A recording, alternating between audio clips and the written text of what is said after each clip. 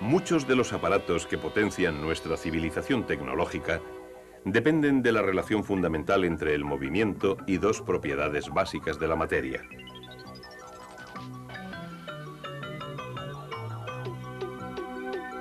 Ciencias físicas, electricidad y magnetismo.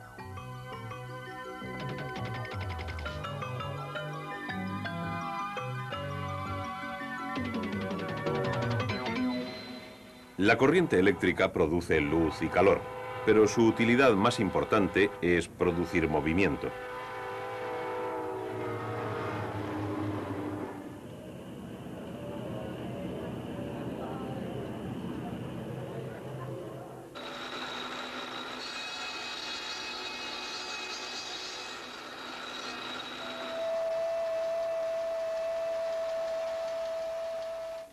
Para ver cómo la electricidad produce movimiento, debemos comparar ciertas fuerzas. Fuerzas impulsadas por cargas eléctricas y fuerzas impulsadas por imán. Los polos norte y sur de un imán son los puntos de concentración del campo magnético que lo rodea. Dicho campo se muestra generalmente así, en dos dimensiones, pero en realidad los campos magnéticos tienen tres dimensiones, en el espacio que rodea al imán. Como resultado de la interacción del campo que rodea al imán, se puede utilizar un imán para poner en movimiento a otro, atrayéndolo cuando los polos cercanos son opuestos, repeliéndolo cuando los polos cercanos son iguales. Una corriente eléctrica puede producir también un campo magnético. La corriente eléctrica que fluye por un cable es en realidad una corriente continua de electrones, diminutas unidades de carga.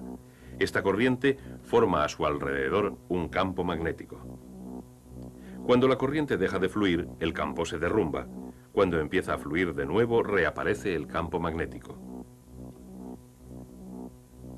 Y dos campos magnéticos interactuando pueden producir movimiento.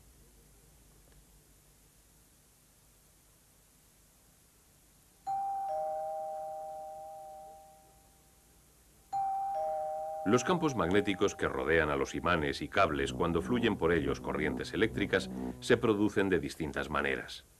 Cuando fluye la corriente por el cable, los electrones son impulsados de átomo en átomo. Cada electrón en movimiento produce un diminuto campo que se extiende a su alrededor.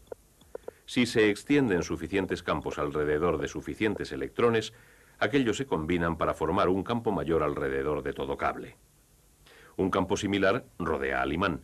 También es la consecuencia de las cargas en movimiento, aunque el imán no lleve corriente. Helo aquí. Generalmente, cuando los electrones se desplazan en el núcleo del átomo, los campos que crean tienden a moverse en todas direcciones y se anulan entre sí. Pero los átomos de ciertas sustancias magnéticas desprenden varios campos. Estos campos pueden combinarse para formar un campo mayor alrededor de todo el imán. Este campo es igual al que se produce en un cable cuando lleva corriente. Tiene un polo norte y un polo sur.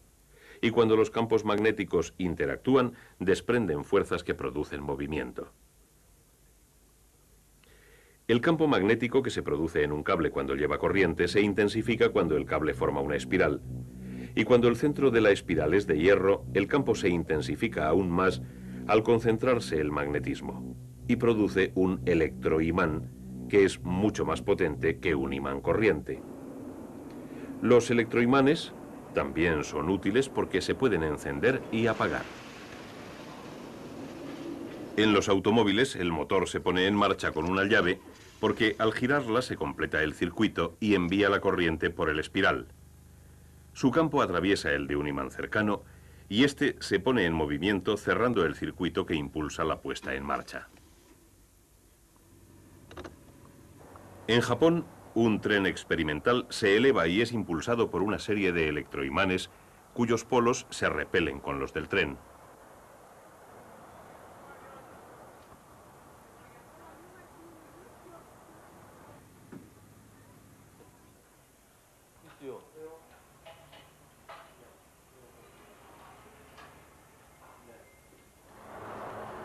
La fuerza magnética eleva el tren por encima de la vía y lo mantiene centrado durante su recorrido.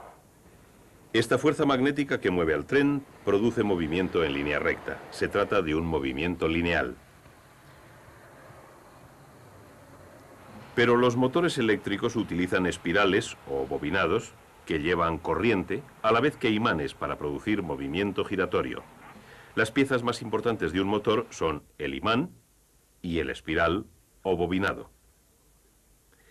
El imán suele tener forma de U. Uniendo los polos de esta manera se concentra el campo en el espacio que hay entre los dos. Cuando la corriente pasa por el espiral, este se convierte en electroimán. Si los polos norte y sur están junto a los mismos polos del imán, una fuerza los separa, volviendo el espiral hacia los polos opuestos del imán. Pero si se invierte la dirección de la corriente, cuando el espiral se desliza, es impulsado de nuevo. Esto ocurre porque al invertir la dirección de la corriente se invierten los polos del espiral. De nuevo, los polos iguales se repelen y mueven el espiral. Estos empujones se unen para formar un movimiento rotativo continuo mediante la continua inversión de la corriente en el espiral.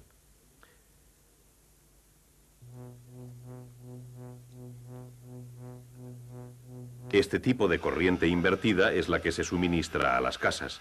Se llama corriente alterna porque cambia constantemente de dirección, cerrando el ciclo cada 50 segundos.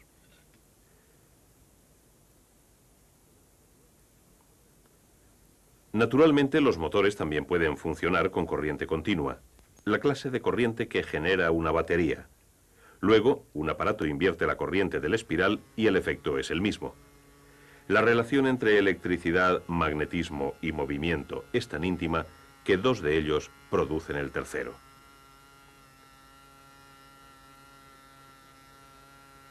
Por ejemplo, la potencia del agua que cae en una presa o la potencia del vapor de una planta eléctrica hacen girar un enorme imán mediante el espiral de un generador.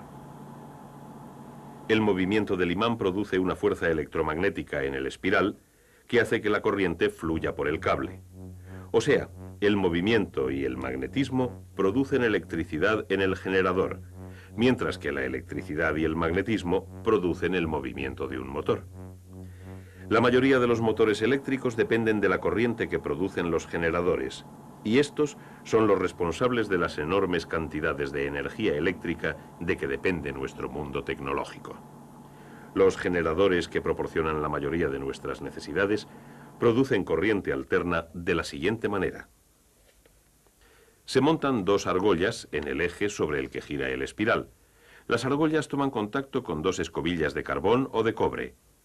Estas escobillas conectan las argollas a un circuito externo y cuando el espiral gira en el campo magnético, una mitad se mueve hacia arriba y la otra mitad hacia abajo. Esto produce una corriente de dirección única. Conforme va girando el espiral, la mitad que se movía hacia arriba ahora se mueve hacia abajo y la otra mitad también ha invertido su dirección. Este cambio de dirección invierte la dirección de la corriente y de esta inversión constante surge la corriente alterna.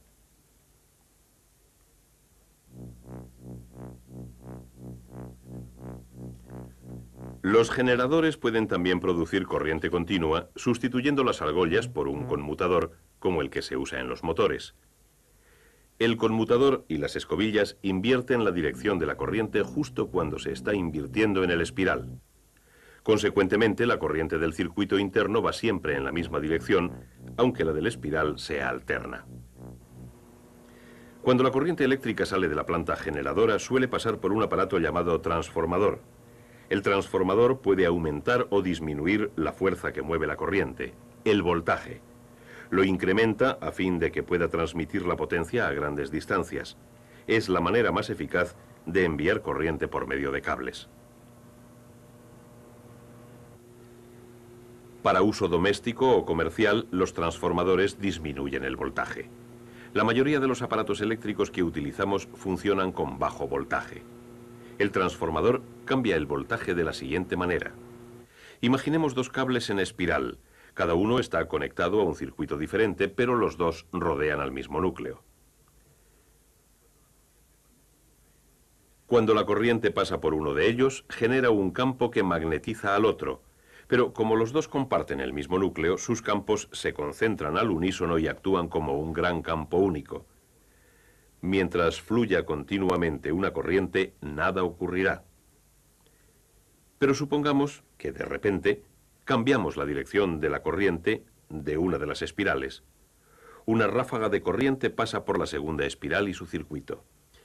Si la corriente invierte de nuevo su dirección, otra ráfaga pasa por la segunda espiral en dirección opuesta. En corriente alterna, la inversión es constante. ¿Pero por qué? Porque cada vez que la corriente cambia de dirección, los campos magnéticos que rodean las espirales se derrumban y cambian de dirección. El movimiento de este campo magnético cambiante de la segunda espiral pone en movimiento sus electrones. De nuevo, la relación entre electricidad, magnetismo y movimiento. Así que el transformador puede pasar corriente alterna de un circuito a otro. Pero para conseguir cambiar el voltaje, el transformador debe tener las espirales con distinto número de vueltas. Si la segunda espiral tiene más vueltas, se convierte en un transformador de subida. Cuando se introduce corriente alterna en la primera espiral, la corriente que genera la segunda tiene un voltaje más alto. Se transforma. El voltaje se puede disminuir utilizando un transformador cuyo segundo juego de espirales tenga menos vueltas que el primero. Los transformadores, generadores y motores dependen de fuerzas electromagnéticas. Pero estas fuerzas causan un efecto mucho más grande en nuestro planeta.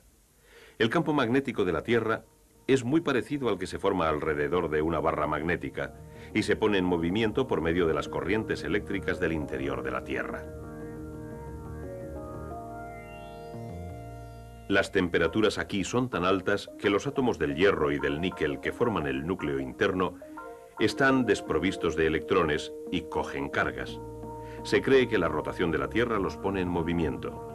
Estas cargas eléctricas en movimiento pueden producir el campo magnético de la Tierra.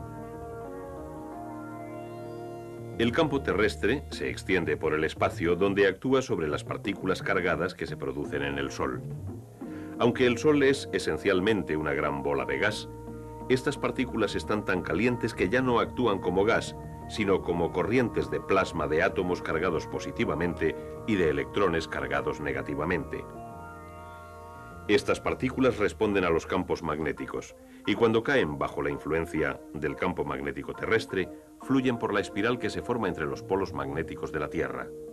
En las zonas polares, donde el campo las aproxima más a la Tierra, excitan a las moléculas de la atmósfera exterior y con un efecto muy parecido a lo que sucede con los tubos fluorescentes, producen la aurora boreal en los polos.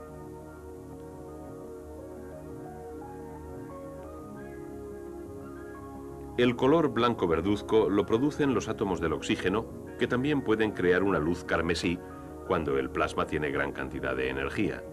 Los átomos de nitrógeno añaden franjas azules y violeta. La acción del campo magnético sobre el plasma tiene aplicación práctica en la investigación que intenta controlar el enorme calor de la fusión nuclear. La fusión nuclear, mediante la cual los átomos de hidrógeno se convierten en helio, produce la enorme energía del Sol y otras estrellas.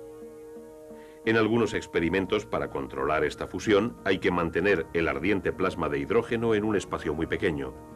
Puesto que el plasma responde a los campos magnéticos, se han fabricado distintas clases de recipientes magnéticos para mantener el plasma en su sitio, que se ve repelido desde todos los puntos de su contenedor.